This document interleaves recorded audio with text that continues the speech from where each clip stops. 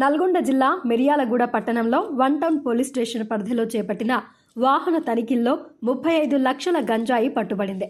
శనివారం one town police స్టేషన్లో ఏర్పాటు చేసిన మీడియా సమావేశంలో వివరాలు వెల్లడించారు. గంజాయి నియంత్రణలో భాగంగా నిఘా వేసిన పోలీసులు మిర్యాలగూడ పట్టణంలో తనిఖీలు చేపట్టగా అనుమానాస్పదంగా కనిపించిన 2 కార్లను పట్టుకునే ప్రయత్నం చేశారు. అందులోని 4 వ్యక్తులు పరారయ్యారు.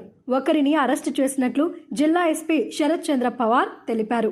వీరి నుండి 140.585 కేజీల గంజాయితో పాటు మహేంద్ర వెజ్రా వాహనాలను స్వాధీనం చేసుకున్నట్లు చెప్పారు. ఈ సమావేశంలో DSP Rajasekhar, Miryalaguda inspector Sudhakar, Haliya inspector Janardhan, Haliya SI Satish, Miryalaguda one town SI Ravi మరియు సిబ్బందిని జిల్లా ఎస్పీ అభినందించారు. అందరికీ నమస్కారం.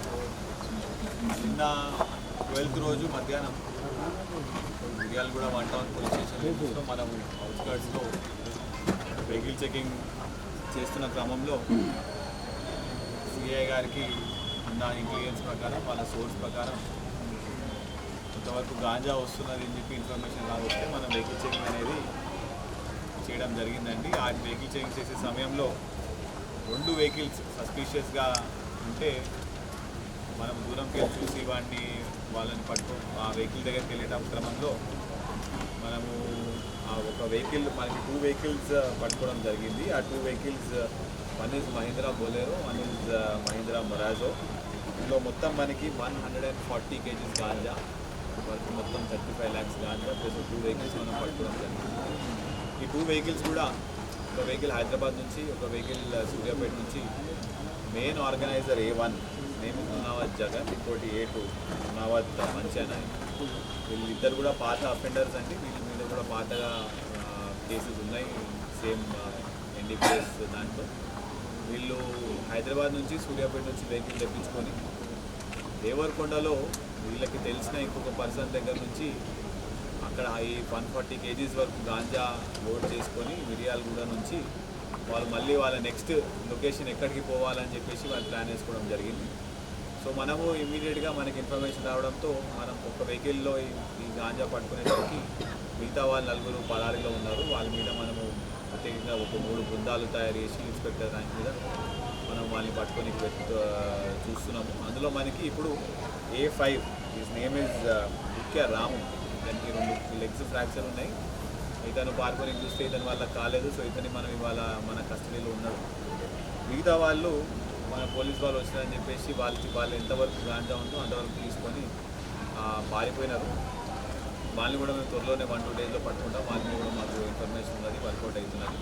సో ఇప్పటికీ మన దగ్గర we have cot around 140 kgs which is worth 35 lakhs. ఇదంతా కూడా కమర్షియల్ క్వాంటిటీ అండి. So commercial quantity anything more than 20 kgs commercial quantity. దీని మీద శిక్ష అనేది కూడా కఠినంగానే ఉంటుంది. ఇది ఎస్పెషల్లీ కమర్షియల్ క్వాంటిటీలో ఉంటే మాత్రం కూడా దీని మీద PD యాక్ట్ పెట్టడం ఇట్లాంటివి కూడా మనం చేయడం జరుగుతుంది. మిగతా అక్యూజ్డ్ మునావత్ జగన్, మునావత్ మంచానాయక్, ఆన్గోత్ నాగరాజు, బానోతు సాయి వీళ్ళందరూ కూడా పెన్పహాడ్ మండలంలో వీళ్ళందరూ అక్కడ విలేజెస్, వీళ్ళందరూ కూడా పాత అఫెండర్స్. సో వీళ్ళలో మన దగ్గర ఇప్పుడు ఒకరు కస్టడీలో ఉన్నారు. మిగతా వాళ్ళని కూడా మనం పట్టుకోవడం జరుగుతుంది. ఇదంతా కూడా డిఎస్పీ మిర్యాలగూడ గారు, టౌన్ ఇన్స్పెక్టర్ గారు, వాళ్ళ టీం, ఎస్పెషల్లీ హాలియా ఎస్ఐ గారు వీళ్ళందరూ కూడా కోఆర్డినేట్ చేసి చేయడం జరిగింది. మిగతా వాళ్ళని కూడా తొందరలోనే పట్టుకుంటాం. Thank you. ఆల్సో అందరికీ కూడా ప్రభుత్వం అనేది మనకి చాలా డ్రగ్స్ మీద చాలా సీరియస్గా వెళ్తున్నామండి.